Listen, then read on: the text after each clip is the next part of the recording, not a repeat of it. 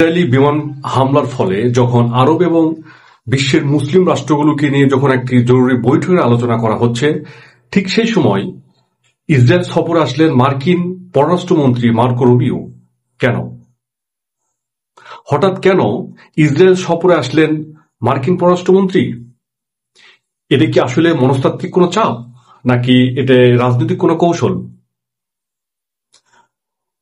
ইসরায়েলের প্রধানমন্ত্রী Netanyahu Marco রুবিওকে নিয়ে সংবাদ সম্মেলন করলেন যে বিশ্বের যে দেশেই হামাস থাকুক না কেন, সেখানে তারা ইসরায়েলের নিরাপত্তার স্বার্থে হামাসকে হত্যা করে আসবে।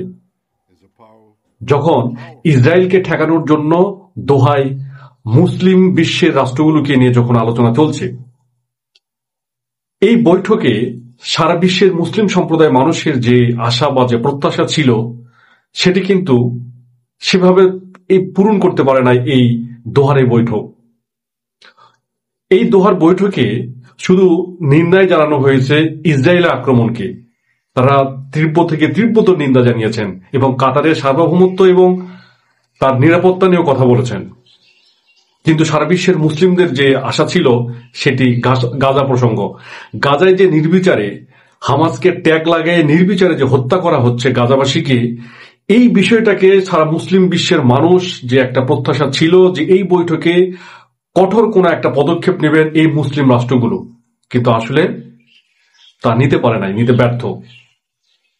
এদিকে ইসরায়েল আবারও হুমকি দিচ্ছে যে পৃথিবীর যে দেশেই হামাস থাকুক না কেন, সে দেশে গিয়ে হত্যা করে আসবে।